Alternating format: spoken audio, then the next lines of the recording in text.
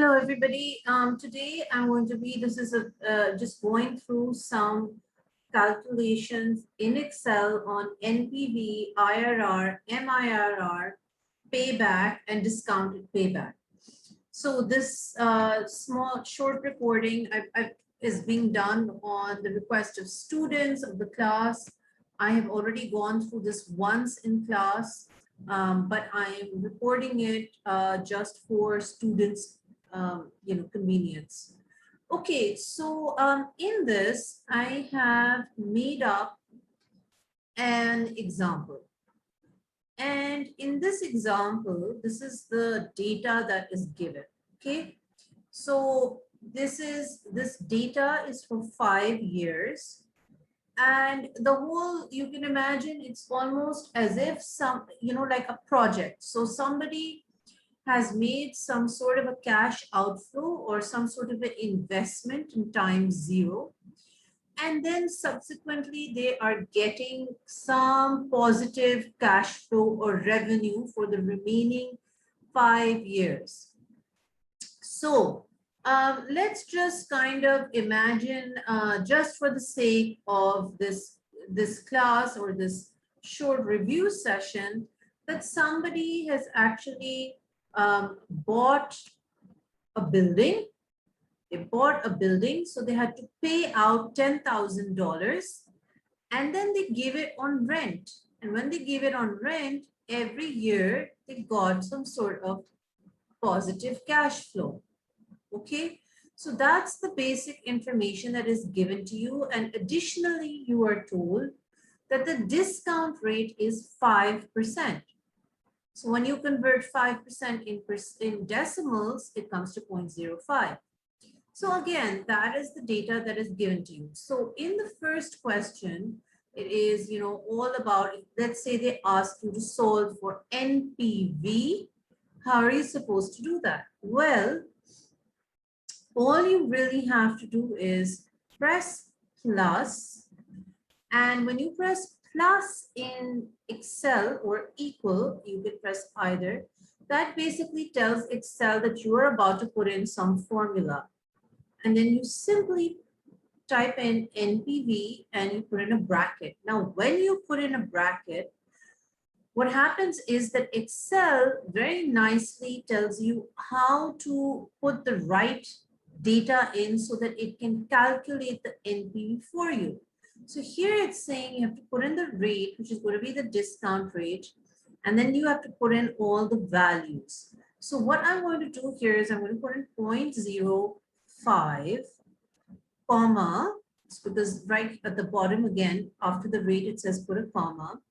And then what I'm going to do is I'm going to click 150 in all the positive cash flows. And I'm going to click and drag. So it's D6 all the way to H6. Right? Those are all the positive cash flow cells. And then I'm going to close the bracket. And what I'm also going to do is subtract 10,000, which was the initial investment. Okay, and that is how you calculate your NPV. So again, if I'm just going to go and click this cell again. And when you click this cell again, you will be able to see there's something called the formula bar at the top over here. And you can see what the formula is for when I have calculated this. So that's why I'm saying, for the Excel questions and also for your exam and so on and so forth, I will expect you to send me an Excel file. And there I will easily be able to see if you were able to put in the right formula. So quite simple. You basically take the net present value of all the positive cash flows, and then you subtract the original investment. And always, once you've put in the formula, you press enter, and that will give you the answer. That's how you calculate NPV in Excel. Next, I'm going to talk to you about how to solve for IRR.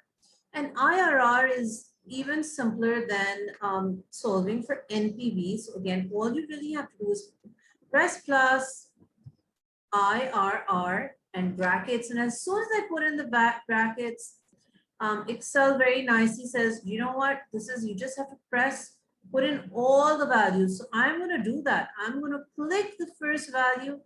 I'm going to drag all the way till the end, and I'm going to close the bracket and press enter. And I will get 43%, which is the IRR.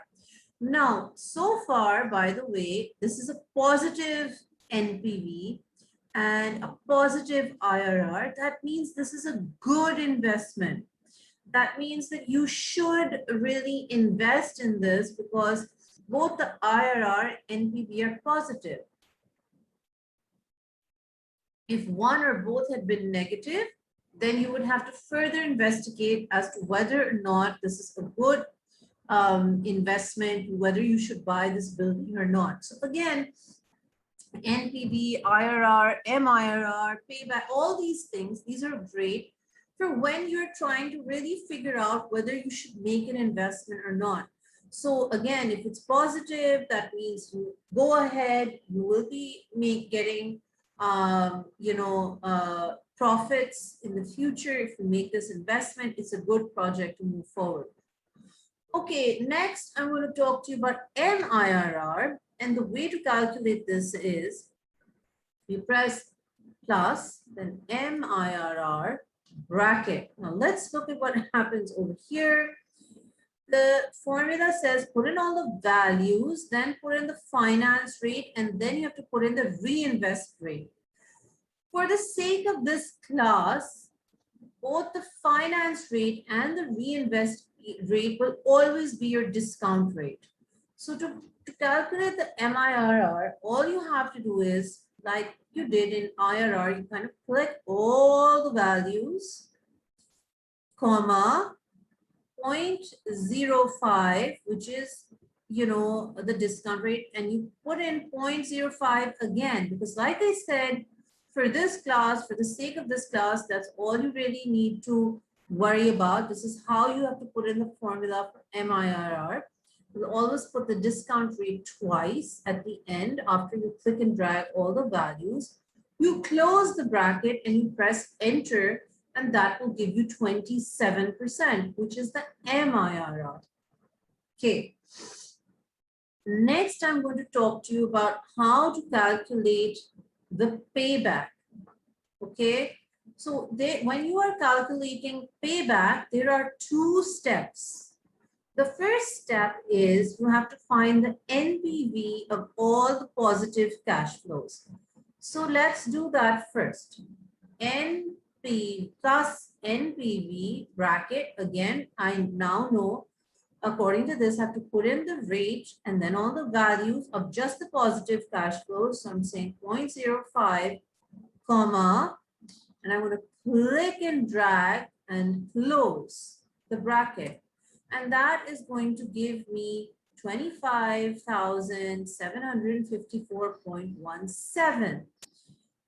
And then what I have to do is I have to take this value. So what I did was I pressed plus, and then I moved to this cell. So that is telling Excel that please, I'm about to put in a formula. So that's why I put plus, and take this value, which is T10, and I'm going to divide this by the original investment of 10,000. Okay.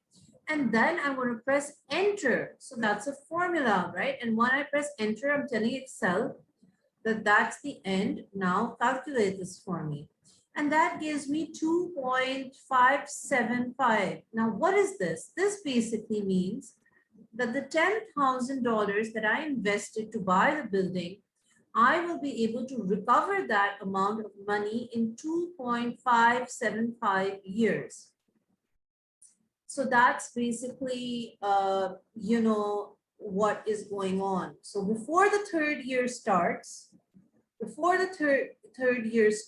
I will have my investment back. And you can kind of see that, right? Like you can see that around this time, in the middle of this, somewhere close to the middle of this, this year, year 2, I'll be able to get back my investment. Now, here is that's how you calculate the payback period. Any question regarding the payback period, that's how you calculate it in Excel. Next, let me talk to you about solving for discounted paybacks and what you're supposed to do. So the first thing is I need to discount all of these positive cash flows. So that's the first step, discount each cash flow. So the formula for discounting cash flows and finding the present value of cash flows, because that's what we kind of have to do for each of these cash flows. First, we have to find the present value of each one of them. So if you recall, the formula for that is basically take the value or the payment, okay, and you divide this by 1 plus R to the power n, okay? And in this situation, R is going to be the discount rate, okay, and n is the number of periods.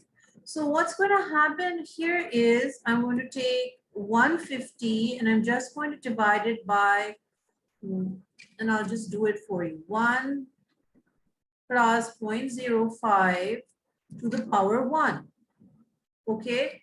And I'm just going to put a double bracket just to be on the safe side, but that's basically what's going to happen. And similarly, what I'm going to do for the second second year inflow is that I'm going to take the payment. So I did plus, and then I put the cursor on the payment that I want to discount. And I'm going to take that and I'm going to say 1 plus 0.05 to the power 2 because I'm discounting it for 2 periods. I'm going to close the bracket after that, and that's going to give me this value. I'm going to do something similar for the third one.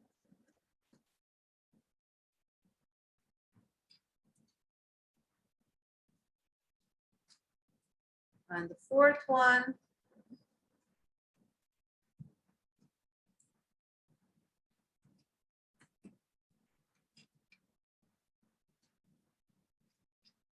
And the fifth one.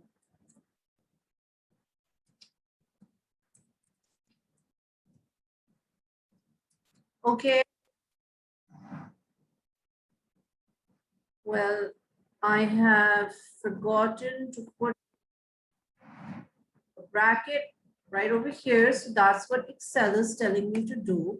And that is basically how I have now, these are the discounted values, right? So I've taken each one of these payments and I have discounted it. And then I have to do exactly what I did when I was solving for payback period.